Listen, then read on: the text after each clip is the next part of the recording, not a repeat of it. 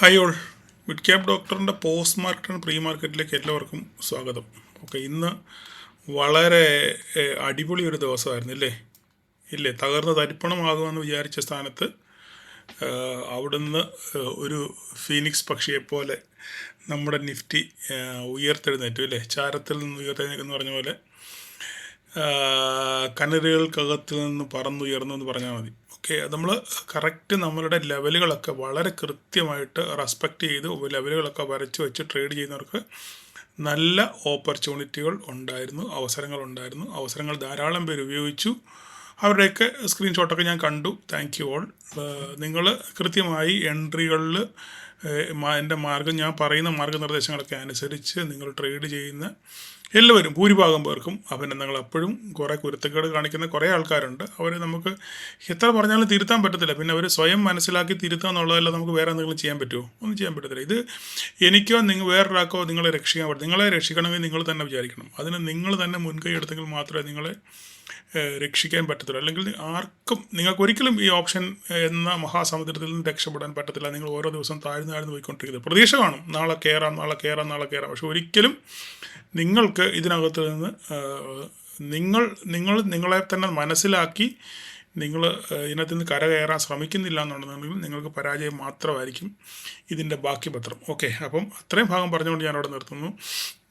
പിന്നെ നിങ്ങൾക്കറിയാമല്ലോ, ഞാൻ കുവൈറ്റിലാണ് ഉള്ളത്. അപ്പോൾ നമ്മുടെ കുവൈറ്റിലെ കുറേ സുഹൃത്തുക്കൾ എന്നെ സമീപിച്ചിട്ട് ഞങ്ങൾക്കൊരു ക്ലാസ് വേണമെന്ന് പലപ്പോഴായിട്ട് ഇങ്ങനെ പറഞ്ഞിട്ടുണ്ട്. അപ്പോൾ അതിനൊന്നും സാഹചര്യമൊന്നും ഒത്തില്ലായിരുന്നു. അപ്പം ഈ വീക്കെൻഡിൽ ഞാൻ നമ്മുടെ കുവൈറ്റിലുള്ള സുഹൃത്തുക്കൾക്ക് വേണ്ടി ഒരു ക്ലാസ് പ്ലാൻ ചെയ്യുന്നുണ്ട്. അപ്പോൾ നിങ്ങൾക്ക് ആർക്കെങ്കിലും താല്പര്യം ഉണ്ടെന്നുണ്ടെങ്കിൽ, കുവൈറ്റിലുള്ളവർ മാത്രം ഓഫ്ലൈൻ ക്ലാസ് ആയിരിക്കും, നേരിട്ടുള്ള ക്ലാസ് ആയിരിക്കും. അപ്പോൾ ആർക്കെങ്കിലും താല്പര്യം ഉണ്ടെന്നുണ്ടെങ്കിൽ അവർ കുവൈറ്റുകാർക്ക് വേണ്ടി ഒരു ഗ്രൂപ്പ് ഉണ്ടാക്കിയിട്ടുണ്ട്. അപ്പോൾ അതിനകത്ത് ആരെങ്കിലും ഇല്ല ഉണ്ടെന്നുണ്ടെങ്കിൽ അവർക്ക് പങ്കെടുക്കാൻ ഒരു അവസരമുണ്ട്. ഞാൻ ഈ താഴെ ഒരു നമ്പർ കൊടുത്തേക്കാം. അതിൽ വാട്സപ്പിൽ നിങ്ങളൊരു ജസ്റ്റ് ഒരു മെസ്സേജ് ഇട്ടാൽ മതി. അതിനുശേഷം ബാക്കി അവിടെ കാര്യങ്ങൾ സംസാരിക്കാനായിരിക്കും. അത്രയേ ഉള്ളൂ. നമ്മുടെ കുവൈറ്റിലുള്ളവർക്ക് മാത്രം ഓഫ്ലൈനാണ് കേട്ടോ. അപ്പം തന്നെ ഓൺലൈൻ ചോദിക്കുന്ന ധാരാളം ആൾക്കാരുണ്ട്. നമുക്കതിന് ഒരു സമയ സന്ദർഭം കണ്ടെത്താം. പലരും ചോദിക്കാറുണ്ട്. പക്ഷേങ്കിൽ എൻ്റെ സമയ സന്ദർഭം കൂടെ ഒക്കെ നോക്കിയിട്ട് വേണം നമുക്ക് ചെയ്യാൻ. നമുക്ക് താമസിക്കാതെ നമുക്കൊരു ഓൺലൈനിലൂടെ ചെയ്യാം. ഓക്കെ, അപ്പോൾ അത്രയും ഭാഗം പറഞ്ഞിട്ട് അതൊക്കെ വിടുന്നു. അപ്പോൾ നമുക്ക് ഇന്ന് രാവിലെ മാർക്കറ്റ് ഓപ്പൺ ചെയ്തപ്പം ഗ്യാപ്പ് അപ്പിലാണ് ഓപ്പൺ ചെയ്തത് ഗ്യാപ്പ് അപ്പിൽ ഓപ്പൺ ചെയ്തപ്പോൾ തന്നെ ഞാൻ രാവിലെ വോയിസ് ഇട്ടപ്പോൾ ഞാൻ പറഞ്ഞിരുന്നു, രാവിലെ ഞാൻ ആ വോയിസ് അങ്ങ് കേൾപ്പിക്കാം, അതായിരിക്കും നല്ലത്. ഞാൻ പറയുന്നതിനേക്കാൾ നല്ലത്. അപ്പം എല്ലാവർക്കും കൂടെ കേൾക്കാൻ പറ്റുമല്ലോ. ഞാനത് ജസ്റ്റ് വോയിസ് ഒന്ന് കേൾപ്പിക്കാം, ഒന്ന് പ്ലേ ചെയ്യിപ്പിക്കാം.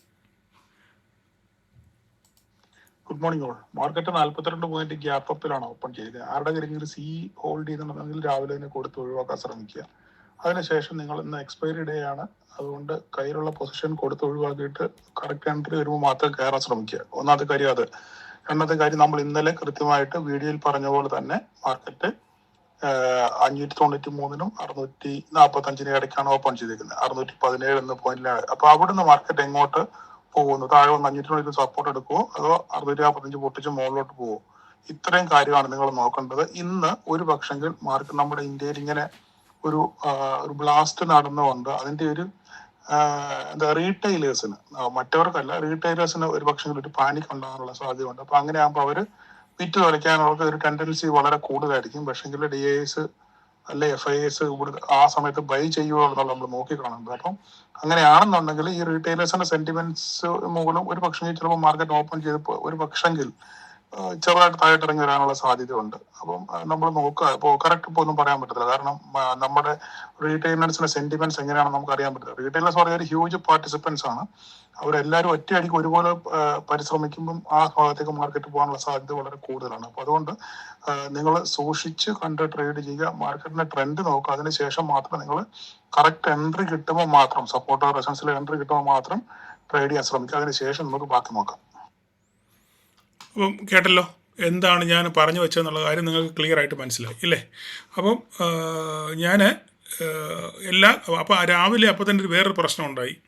വേറെ പ്രശ്നം എന്ന് പറഞ്ഞു കഴിഞ്ഞാൽ എൻ്റെ ട്രേഡിംഗ് വ്യൂ വർക്ക് ചെയ്യാതെ വന്നു കുറച്ച് നേരത്തേക്ക്. അതായത് എനിക്കറിയത്തില്ലായിരുന്നു ഇന്ന് എന്തോ നമ്മുടെ ഔട്ട്സൈഡ് ഇന്ത്യ യൂസേഴ്സിന് എന്തോ ഒരു പോളിസി ചേഞ്ച് വന്നു. അപ്പോൾ അത് ആ പോളിസി നമ്മൾ അപ്ഡേറ്റ് ചെയ്തില്ലെന്നുണ്ടെങ്കിൽ നമുക്ക് ട്രേഡിംഗ് 15 മിനിറ്റ്സ് ഡിലേയിലേ മാത്രമേ നമുക്ക് കാണാൻ പറ്റത്തുള്ളൂ. അപ്പം നിങ്ങൾ ആർക്കെങ്കിലും അങ്ങനെ ഉണ്ടെന്നുണ്ടെന്നുണ്ടെങ്കിൽ അത് മാറാനുള്ള വഴി എന്ന് പറഞ്ഞു കഴിഞ്ഞാൽ ഇപ്പോൾ ഇവിടെ നിങ്ങൾ കാണുന്നത് ഇതിപ്പോൾ റിയൽ ടൈം അല്ലേ, ഇപ്പോൾ ഇതുപോലെ എല്ലാത്തിലും ഇപ്പോൾ നിങ്ങൾക്ക് ഈ പ്രശ്നം ഉള്ളവരെ എല്ലായിടത്തും ഈ ഡി ആയിരിക്കും കാണുന്നത്. അപ്പോൾ ആ ഡിയിൽ ക്ലിക്ക് ചെയ്യുക. ആ ഡിയിൽ ക്ലിക്ക് ചെയ്യുമ്പോൾ ഒരു അപ്ഡേറ്റ് വരും. ആ അപ്ഡേറ്റിൻ്റെ അവിടെ താഴെ നിങ്ങൾ 1-2 കാര്യങ്ങൾ ഫില്ല് ചെയ്യാനുണ്ട്. ആ ഫില്ല് ചെയ്ത് ഓക്കെ അടിച്ചു കഴിഞ്ഞാൽ അത് ശരിയായിക്കോളും. നിങ്ങൾ ട്രൈ ചെയ്യുക. അത് ഈ ഡി ഉണ്ടല്ലോ, ഈ ഡിയിൽ ക്ലിക്ക് ചെയ്ത് കഴിഞ്ഞാൽ ഹെൽപ്പ് സെൻറ്ററിലോട്ട് പോകും. അല്ല സെറ്റിങ്സിൽ പോയി ഹെൽപ്പ് സെൻറ്ററിൽ പോയി കഴിഞ്ഞാൽ അവിടെ കാണും നിങ്ങൾക്ക് അത് അപ്ഡേറ്റ് ചെയ്യാനുള്ള സെറ്റപ്പ്. ഓക്കെ, അപ്പോൾ അത്രയും ഭാഗം പറഞ്ഞത് അവസാനിപ്പിക്കുകയാണ്. അപ്പോൾ ഇന്ന് മാർക്കറ്റിൽ എന്താണ് സംഭവിച്ചത്? ഞാൻ ഈ പറഞ്ഞ പോലെ തന്നെ മാർക്കറ്റിൽ ഒരു ബ്ലാസ്റ്റ് ഉണ്ടായി, ശരിയാണ്. അപ്പോൾ അതിൻ്റെതായിട്ടുള്ള ഒരു പാനിക് സെല്ലിംഗ് ഉണ്ടായി മാർക്കറ്റിൽ.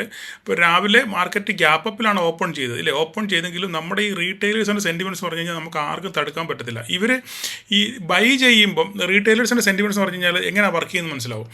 റീറ്റെയിലേഴ്സിൻ്റെ ശക്തി എന്ന് പറഞ്ഞു കഴിഞ്ഞാൽ നിങ്ങളൊരു കാര്യം മനസ്സിലാക്കണം. റീറ്റെയിലേഴ്സിൻ്റെ ശക്തി FISനേക്കാളും, നിങ്ങൾ ആ കാര്യം മറന്നുപോകല്ലേ, FISനേക്കാളും DISനേക്കാളും ഭയങ്കര ശക്തിയാണ് റീറ്റെയിലേഴ്സിന്. നമുക്കത് അറിയാൻ വയ്യാഞ്ഞിട്ടാണ്. ഓക്കെ, റീറ്റെയിലേഴ്സിൻ്റെ ശക്തി എന്ന് പറഞ്ഞു കഴിഞ്ഞാൽ FISനേക്കാളും DISനേക്കാളും ഒക്കെ 10 മടങ്ങാണ്. പക്ഷേ എന്താ കുഴപ്പം? ഇവിടെ ഐക്യമത്യം ഇല്ല. മനസ്സിലായി? തൊമ്മൻ ആയുമ്പോൾ ചാണ്ടി മുറുകും തൊമ്മൻ എന്ന് പറഞ്ഞാൽ ഒരുത്തൻ കിഴക്കോട്ടാണെങ്കിൽ ഒരുത്തൻ വടക്കോട്ടായിരിക്കും. മനസ്സിലായി പറഞ്ഞത്? അപ്പോൾ ഇവിടെ എന്താണ്, ഇവർക്ക് ഈ റീറ്റെയിലേഴ്സിന് എപ്പോഴും യൂണിറ്റി ഇല്ല. നിങ്ങളുടെ ഒരാളുടെ മെൻറ്റാലിറ്റി അറിയില്ല മറ്റൊരാളുടെ മെൻറ്റാലിറ്റി ഇല്ലേ? അപ്പോൾ ചിലർ വാങ്ങിക്കും, ചിലർ വിൽക്കും, അങ്ങനെയുള്ള അപ്പോൾ ഇവിടെ ഒരു യൂണിറ്റി ഇല്ലാത്തതുകൊണ്ടാണ് റീറ്റെയിലേഴ്സിൻ്റെ ആ ഒരു പെർഫോമൻസ് നമുക്ക് ശരിക്കും മാർക്കറ്റിൽ കാണാൻ പറ്റാത്തത്. പക്ഷേ ഇവർ ഒന്നിച്ച് നിൽക്കുകയാണെന്നുണ്ടെങ്കിൽ മാർക്കറ്റിനെ മലത്തി അടിക്കാൻ പറ്റും. മനസ്സിലായി? അതാണ് ഇന്ന് സംഭവിച്ചത്.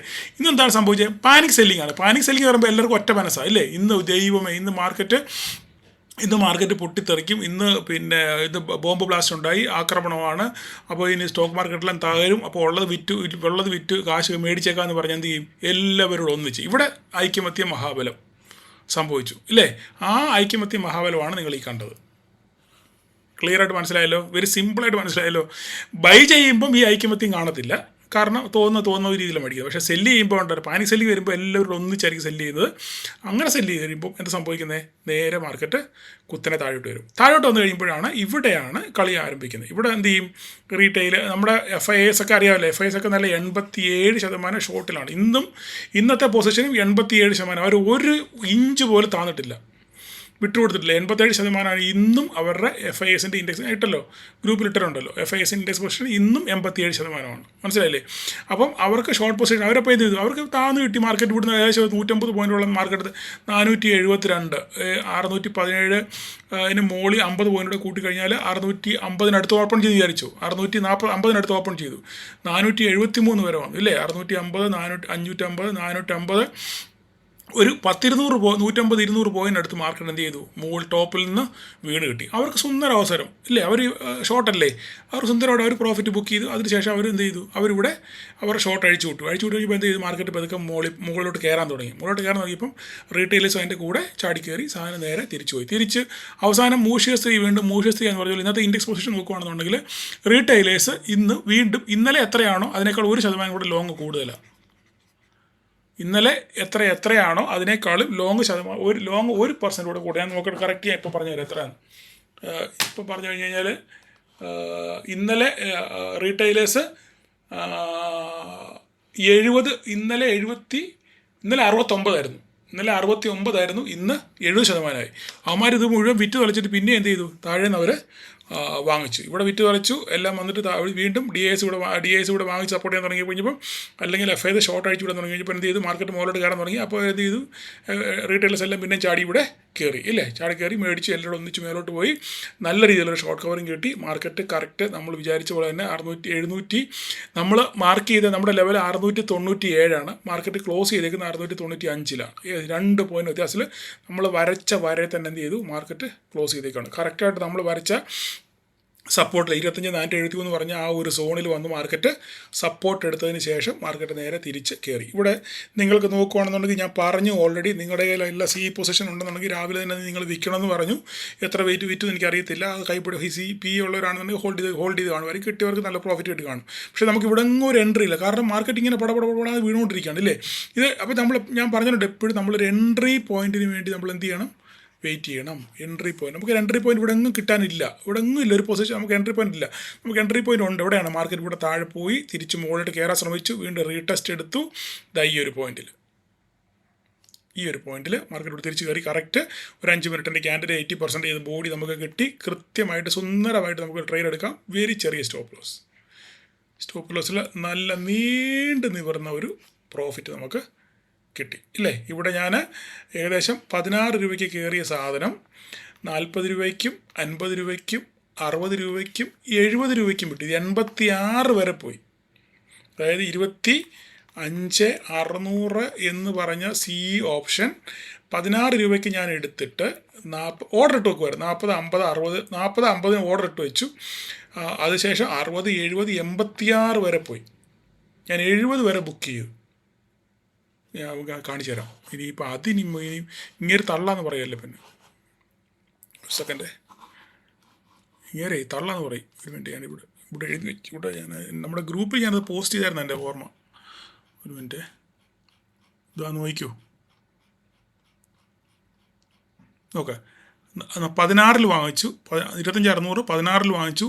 ഇതെല്ലാം ഓർഡർ ഇട്ട് വെച്ചാൽ 40 മേടിച്ചു, 50 മേടിച്ചു, പിന്നെ 60, 40 വിറ്റു, 50 വിറ്റു, 60, 70 ഞാൻ വിറ്റു. അത് പിന്നെ അത് ആദ്യം സ്ക്രീൻഷോട്ട് ചെയ്ത് 86 വരെ പോയി. ഞാനത് 70 രൂപ വരെ മാക്സിമം കൊടുത്ത് മൊത്തം ഒഴിവാക്കി. മനസ്സിലായി ഞാൻ പറഞ്ഞേ? അപ്പോൾ നമുക്ക് ആ കൃത്യം ഒരു ഓഫർ ഇവിടെ നമുക്ക് പോയി കഴിഞ്ഞാൽ ചെറിയ സ്റ്റോപ്പ് ലോസേ ഉള്ളൂ. ചെറിയൊരു ഒരു എന്താ പറയുന്നത്, നമുക്ക് ചെറിയ ഒരു ബെറ്റ് നമ്മൾ വെച്ച്. ഇന്ന് എക്സ്പയറി ഡേ ആണ്, അല്ലെങ്കിൽ നെക്സ്റ്റ് എക്സ്പയറി എൻ്റെ ഉണ്ടായിരുന്നു. നെക്സ്റ്റ് എക്സ്പയറി ട്രേഡ് ചെയ്തവർക്കും നല്ല രീതിയിൽ പ്രോഫിറ്റ് കിട്ടി. അപ്പോൾ പ്രോഫിറ്റ് കിട്ടിയവരൊക്കെ നിങ്ങൾ കമൻറ്റ് ചെയ്യുക. ഓക്കെ, അപ്പോൾ ഇതാണ് ഇന്നത്തെ മാർക്കറ്റ് സംഭവിച്ചത്. അപ്പോൾ ഇനി എന്താ സംഭവിക്കാൻ പോകുന്നത്? അപ്പം ഇന്നത്തെ മാർക്കറ്റിലെ സെൻറ്റിമെൻറ്റ്സ് കൂടെ നോക്കാം. ഇതുവരെയായിട്ട് മാർക്കറ്റ് നമുക്കിങ്ങനെ ഒരു ബ്ലാസ്റ്റ് ഉണ്ടായി, ഇതൊരു ഭീകരാക്രമണമാണെന്ന് ഇതുവരെയായിട്ട് സർക്കാർ സമ്മതിച്ചിട്ടില്ല. ഓക്കെ, സർക്കാർ അങ്ങനെ പ്രഖ്യാപിച്ചിട്ടില്ല. ഇതിനെപ്പറ്റി അന്വേഷണം നടക്കുന്നതേ ഉള്ളൂ. അതൊന്ന്. രണ്ടാമത്തെ കാര്യം, അമേരിക്കയുടെ shut down almost, US shut down almost എല്ലാം സെറ്റായി. ഇനി ആ വോട്ടിനിട്ടാൽ മാത്രം മതി, എല്ലാം അങ്ങോട്ടും ഇങ്ങോട്ടും ധാരണയായി. അപ്പോൾ ആ കാര്യത്തിൽ ഒരു തീരുമാനം. അപ്പോൾ ഇത് രണ്ടും കൂടെ ആയി കഴിഞ്ഞപ്പോൾ മാർക്കറ്റിൽ ഇന്നലെ രാത്രിയിൽ US ഡൗ ജോൺസും നാസ്ദാക്കും ഒക്കെ പറന്നു. പക്ഷേ അതിനോടൊന്നും ഗിഫ്റ്റ് നിഫ്റ്റി പ്രതികരിച്ചില്ല. മനസ്സിലായി പറഞ്ഞത്? പ്രതികരിക്കാഞ്ഞതിൻ്റെ കാരണം ഇങ്ങനൊരു സിറ്റുവേഷൻ നിൽക്കുന്നതുകൊണ്ടാണ് അതിനോട് പ്രതികരിക്കാഞ്ഞത്. അതിനുശേഷം മാർക്കറ്റ് എന്ത് ചെയ്തു? ഇന്ന് ഈ അവസരം കിട്ടി, നല്ലൊരു ബോട്ടം ക്രിയേറ്റ് ചെയ്തതിന് ശേഷം മാർക്കറ്റ് നല്ല രീതിയിൽ 200 പോയിൻറ്റ്, 473, 705, ഏകദേശം 400, 500, 200, 700, 225 പോയിൻറ്റ് ഈ ബോട്ടത്തിൽ നിന്ന് 225 പോയിൻറ്റ് ഒറ്റയടിക്ക് വൺ വേ റാലിയായിരുന്നു അല്ലേ. ഇവിടുന്ന് വീണതും ഏകദേശം ഒരു 175 പോയിൻറ്റോളം വീണു. അപ്പോൾ മൊത്തം സ്വിങ് കൂട്ടിക്കഴിഞ്ഞാൽ 225, 300, 400 പോയിൻറ്റിൻ്റെ മൂവ്മെൻറ്റാണ് ഇന്ന് നിഫ്റ്റി നടത്തിയത്. മനസ്സിലായി പറഞ്ഞേ? അപ്പം ഇങ്ങനെയുള്ള അവസരങ്ങൾ നിങ്ങൾക്ക് ഇപ്പോൾ ഇന്ന് കണ്ടൊരു അവസരം നിങ്ങൾക്കൊരു എക്സ്പീരിയൻസ് ആയിരിക്കണം മാർക്കറ്റിൽ. ഓക്കെ, ഇങ്ങനെയുള്ള അവസരങ്ങൾ വന്നാൽ എങ്ങനെയാണ് നമ്മൾ ഇതിനെ ഹാൻഡിൽ ചെയ്യേണ്ടതെന്നുള്ള കാര്യം നിങ്ങൾ കൃത്യമായിട്ട് മനസ്സിലിരിക്കുക. ഇതൊരു പാഠമാണ്, നിങ്ങൾക്ക് ട്രേഡിംഗ് ലൈഫിലൊരു മുതൽക്കൂട്ടായിരിക്കും. അപ്പോൾ ഇത്രയൊക്കെ ഉള്ള കാര്യം. അപ്പോൾ ഇനി നാളെ എന്താ സംഭവിക്കാൻ പോകുന്നത്? നാളെ ഒരു പക്ഷെങ്കിൽ ഈ പറയുന്ന ഈ സെൻറ്റിമെൻറ്റ്സ് ഇപ്പോൾ ഈ സെൻറ്റിമെൻറ്റ്സ് ഉണ്ടല്ലോ, ഈ സെൻറ്റിമെൻറ്റ്സ് ഒരു പക്ഷെങ്കിൽ നാളെ ഇതിന് മുകളിൽ നിലനിന്നെങ്കിൽ മാത്രമേ ഈ സെൻറ്റിമെൻറ്റ്സ് ഇനി മുകളിലോട്ട് പോകത്തുള്ളൂ. അതായത് ഈ 697 എന്ന് പറയുന്ന ഈ ലൈനിൻ്റെ മുകളിൽ മാർക്കറ്റ് സസ്റ്റെയിൻ ചെയ്തെങ്കിൽ മാത്രം നമുക്കിവിടെ ഒരു ട്രെൻഡ് ലൈൻ ഉണ്ട് അല്ലേ. സസ്റ്റെയിൻ ചെയ്തെങ്കിൽ മാത്രമേ നമുക്കിനി അപ്സൈഡ് ഉള്ളൂ. ഓക്കെ, നാളെ എല്ലാവരും ബുള്ളിഷൊക്കെ പ്രതീക്ഷിച്ചിരിക്കുകയാണ്. ഒരു പക്ഷേ അങ്ങനെ ആയിരിക്കാം. പക്ഷേങ്കിൽ നമ്മളൊരു കാര്യം ചിന്തിക്കണം. നമ്മുടെ ഇന്ത്യ മഹാരാജ്യത്ത് ചെറിയൊരു അൺസർട്ടനിറ്റി ഉണ്ട്. ആ ഒരു കാര്യം മറന്നുപോയില്ല. അപ്പോൾ തന്നെ നമ്മുടെ US ഷട്ട് ഡൗണിൻ്റെ റാലി നമുക്ക് കിട്ടി. ഓക്കെ, ഈ രണ്ട് കാര്യങ്ങൾ കഴിഞ്ഞു. ഇനിയും ഇന്ന് ബീഹാർ ഇലക്ഷൻ്റെ എക്സിറ്റ് പോൾ വരുന്ന ദിവസമാണ്. പക്ഷേ എനിക്ക് തോന്നുന്നില്ല അത് എത്രത്തോളം നമ്മുടെ ഇന്ത്യൻ മാർക്കറ്റിനെ സ്വാധീനിക്കുന്ന കാരണം. അതിപ്പോൾ ഓൾറെഡി BJPക്ക് അനുകൂലമായിട്ടുള്ളതാണ് ഞാൻ കാണുന്നത്. എക്സിറ്റ് പോൾ ഞാൻ ജസ്റ്റ് ഒരെണ്ണം കണ്ടത് അങ്ങനെ ആണ്. അപ്പോൾ അത് വലിയ ഇമ്പാക്റ്റ് ഉണ്ടാകാനുള്ള സാധ്യത വളരെ കൂടുതൽ. അതൊരു എന്താ പറയുന്നത്, ഒരു നിയമസഭാ ഇലക്ഷനാണ്. അപ്പം ഒരു 3-4 സ്റ്റേറ്റ് ഒന്നിച്ചുണ്ടെന്നുണ്ടെങ്കിൽ ഓക്കെ, നമുക്കതൊരു ഇമ്പാക്റ്റ് ഉണ്ടെന്ന് പറയാം. പക്ഷേങ്കിൽ ഇവിടെ സർക്കാരിനെ ബാധിക്കുന്ന ഒരു സംഭവമല്ല, പിന്നെ സർക്കാരിൻ്റെ ശക്തി തെളിയിക്കുന്ന ഒരു സംഭവം മാത്രമേ ഉള്ളത്. ഒരു സ്റ്റേറ്റ് മാത്രമേ ഉള്ളൂ. അപ്പോൾ എത്ര ഉണ്ടത് മാർക്കറ്റിനെ സ്വാധീനിക്കുമെന്ന് നമുക്ക് കണ്ടറിയണം. അപ്പോൾ നിങ്ങൾ നാളെ ചിന്തിക്കേണ്ട കാര്യം, ഇതിന് മുകളിൽ സസ്റ്റെയിൻ ചെയ്യുവാണെങ്കിൽ മാത്രമേ നമുക്കൊരു ബുള്ളിഷ് സെറ്റപ്പ് മാർക്കറ്റിലുള്ളൂ നാളെ. Very clear. ഓക്കെ, 697 മുകളിൽ മാർക്കറ്റ് സസ്റ്റെയിൻ ചെയ്യുകയാണെന്നുണ്ടെങ്കിൽ മാത്രമേ മുകളിലോട്ടുള്ള ഒരു പ്രയാണമുള്ളൂ. ഇല്ലെങ്കിൽ മാർക്കറ്റ് തിരിച്ച് താഴോട്ട് ഇറങ്ങി വരാനുള്ള സാധ്യത വളരെ കൂടുതലാണ്. ലെവലുകളൊക്കെ ഇവിടെ കിടപ്പുണ്ട്. നിങ്ങൾ നോക്കുക മാർക്കറ്റിൻ്റെ ട്രെൻഡ് എങ്ങനെയാണെന്ന്, അതിനനുസരിച്ച് ട്രേഡ് ചെയ്യാൻ ശ്രമിക്കുക. ഓക്കെ, ബാങ്ക് നിഫ്റ്റി നോക്കിക്കഴിഞ്ഞാൽ ബാങ്ക് നിഫ്റ്റി ഈ പറഞ്ഞ പോലെ തന്നെ ഇതേപോലെ തന്നെ നമ്മുടെ നോക്കിക്കേ, നമ്മുടെ ലൈനിൽ 57,639 ആ പോയിന്റ് വന്ന് സപ്പോർട്ട് എടുത്ത് നേരെ തിരിച്ച് നല്ലൊരു റാലി കിട്ടി നമുക്ക്, ഇല്ലേ? ബാങ്ക് നിഫ്റ്റിക്കാർക്കും നല്ല രീതിയിലൊരു റാലി അവർക്ക് കിട്ടി.